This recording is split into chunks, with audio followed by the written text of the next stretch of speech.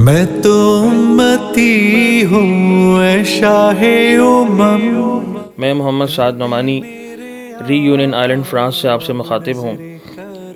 7 دسمبر کو جو سانحہ پیش آیا اس سے دل اب تک غمزدہ ہے۔ یقین نہیں آ رہا کہ ہم سے ایک اچھا انسان اور ایک بہت ہی اچھا دوست بچھڑ گیا۔ انا للہ و انا الیہ راجعون۔ اس حادثے میں شہید ہونے والے تمام لوگوں کی اللہ پاک مغفرت فرمائے، ان کی درجات بلند فرمائے اور لواحقین کو صبر جمیل عطا فرمائے۔ پوری قوم غم اور دکھ کی اس گھڑی میں برابر کی شریک ہیں۔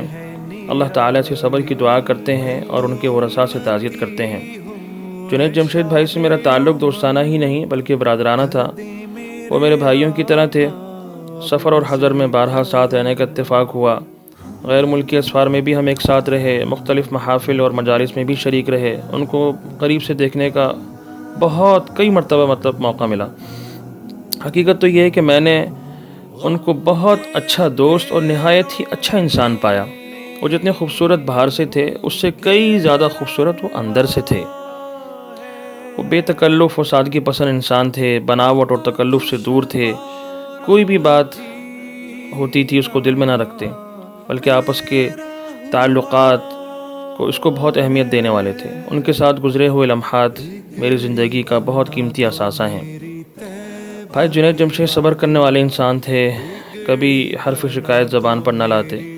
موسیقی کی دنیا کو خیر بات کہنے کے بعد بہت مشکل حالات کا سامنا کیا انہوں نے، لیکن صبر کیا اور کسی سے اظہار نہیں کیا۔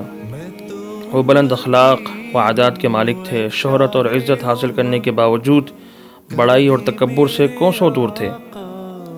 میرے ان کے ساتھ بے شمار اسوار رہے اور میں نے ان کو خوش دلی کے ساتھ معاملہ کرنے والا پایا۔ کبھی کبھی فون کر کے کہہ دیا کرتے تھے کہ بھائی سعد آج فیملی کے ساتھ کھانا آپ کے گھر ہوگا، اور مجھے اس تعلق پر بہت خوشی محسوس ہوتی۔ اور صرف میرے ساتھ ہی نہیں بلکہ ہر شخص کے ساتھ ان کا تعلق ایسا ہی تھا۔ ہر آدمی یہ سمجھتا تھا کہ سب سے زیادہ محبت مجھ سے کرتے ہیں، اور یہ ایک بڑے انسان کی نشانی ہوتی ہے۔ مجھے قرآن کریم کی تعلیم و ترویج کے حوالے سے اکثر بیرون ملک دوروں پر جانے کا اتفاق رہتا ہے۔ کئی پروگرامز میں بھی بھائی جنید جمشید ساتھ ہوتے۔ ان کی تواضع، عاجزی، انکساری اور صاف گوئی نے مجھے بہت متاثر کیا۔ دوران محفل بے تکلفی کے ساتھ میرے بارے میں اپنے نیک جذبات کا اظہار بھی کر دیا کرتے تھے، جو عموماً دوست ایک دوسرے کے ساتھ کرتے ہیں، اور یہ ایک عزت دار آدمی کی نشانی ہوتی ہے۔ جو عزت دار ہوتا ہے وہ عزت دینا بھی جانتا ہے۔ موسیقی کی دنیا کو خیر بات کہنے کے بعد انہوں نے عشق مصطفیٰ صلی اللہ علیہ وسلم کو اپنا اوڑھنا بچھونا بنا لیا تھا۔ رسول اللہ صلی اللہ علیہ وسلم کی محبت اور اطاعت کا جذبہ ان کی زندگی میں شامل تھا۔ جب نعت پڑھتے تو دل ان کی طرف کھنچتا چلا جاتا۔ الحمدللہ ہم دونوں کو کئی پروگرامز میں ایک ساتھ نعت رسول صلی اللہ علیہ وسلم پڑھنے کی سعادت بھی حاصل رہی۔ بھائی جنید جمشید کا ایک وصف جو آج مسلمانوں کے لیے باعث تقلید ہے وہ یہ ہے کہ آپ ہمیشہ امت مسلمہ کی وحدت اور اجتماعیت کے لیے کوشاں رہے۔ آپ کے خیال میں امت کی پریشانیوں کی بڑی وجہ آپس کے اختلافات ہیں۔ میں نے ہمیشہ ان سے مسلمانوں کے اتحاد اتفاق کی بات سنی، اور وہ ہمیشہ اس بارے میں فکر مند رہا کرتے تھے اور اس کا پرچار بھی کیا کرتے تھے۔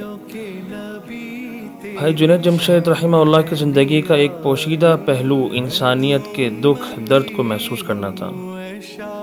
دوران ملاقات اکثر اس بات کا اظہار بھی کیا کرتے تھے۔ وہ لوگوں کی فلاح و بہبود کے حوالے سے کئی پروجیکٹس پہ کام بھی کر رہے تھے۔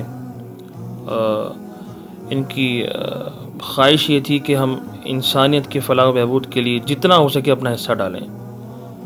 مختلف ہیں پروجیکٹس، وہ بھی اس وقت یہاں نام لینے کی ضرورت نہیں ہے، آپ سب حضرات ان کی خدمات سے بخوبی واقف ہیں۔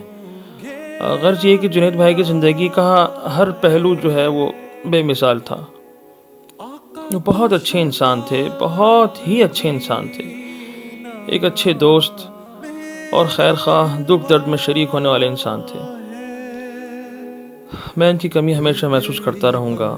میری اللہ تعالیٰ سے دعا ہے کہ اللہ پاک ان کی کامل مغفرت فرمائے۔ کے سوا ایسا